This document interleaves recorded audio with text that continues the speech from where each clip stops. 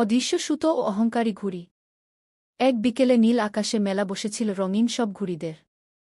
তাদের মধ্যে সবচেয়ে বড়, উজ্জ্বল আর চমৎকার ঘুড়িটি ছিল একটি লাল সবুজ ঘুড়ি। সে যখন বাতাসে ডানা মেলে উপরে উঠছিল তখন তার বুকটা গর্বে ভরে গেল। সে নিচের ছোট ছোট ঘরবাড়ি, গাছপালা আর অন্য সব সাধারণ ঘুড়িদের দিকে তাকিয়ে মনে মনে হাসল। সে ভাবল, আমি কত উঁচুতে উঠতে পারি। এই আকাশের বুকে আমিই সবচেয়ে সেরা। লাল সবুজ ঘুড়িটি খেয়াল করল, সে যতই ওপরে ওঠার চেষ্টা করছে, একটা চিকন সুতো তাকে নিচের দিকে টেনে ধরে রাখছে। সুতোটা বাঁধা ছিল মাটিতে দাঁড়িয়ে থাকা এক কিশোরের লাটাইয়ের সাথে। ঘুড়িটির খুব রাগ হল। সে সুতোটাকে বলল, তুই একটা সাধারণ, কুৎসিত সুতো। তুই কেন আমাকে এভাবে বেঁধে রেখেছিস?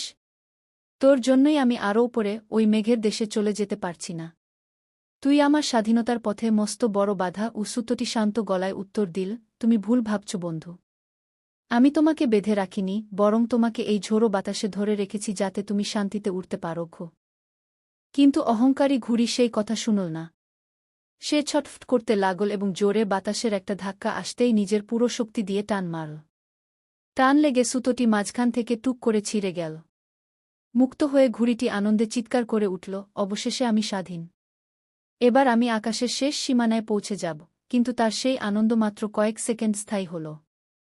সুতো ছিঁড়ে যাওয়ার পরপরই ঘুড়িটি বুঝতে পারল সে আর নিজের নিয়ন্ত্রণে নেই। বাতাস তাকে ইচ্ছামতো দোলাতে লাগল। সে আর উপরে উঠতে পারল না, বরং পাক খেতে খেতে নিচের দিকে নামতে শুরু করল। অবশেষে ডানা কাটা পাখির মতো ছটফট করতে করতে চমৎকার সেই ঘুড়িটি গিয়ে পড়ল রাস্তার পাশের এক নর্দমায়। তার রঙিন কাগজ ভিজে ছিঁড়ে গেল, আর তার সমস্ত অহংকার ধুলোয় মিশে গেল। নর্দমায় পড়ে সে বুঝতে পারল যে সুতোটিকে সে তার বন্ধন বা বাধা মনে করেছিল, সেটাই আসলে তাকে আকাশে টিকিয়ে রেখেছিল। গল্পের শিক্ষা: আমাদের জীবনে পরিবার, শিক্ষক, শৃঙ্খলা এবং গুরুজনদের শাসনকে অনেক সময় আমাদের স্বাধীনতার পথে বাধা বা বন্ধন মনে হতে পারে। আমরা ভাবি, এগুলো না থাকলে আমরা আরও অনেক দূর যেতে পারতাম। কিন্তু লাটাইয়ের সুতোর মতোই এই শাসন আর ভালোবাসা আমাদের জীবনের ভিত্তি। এগুলো আমাদের অহংকার আর বিপদকামিতা থেকে রক্ষা করে আকাশে টিকিয়ে রাখে।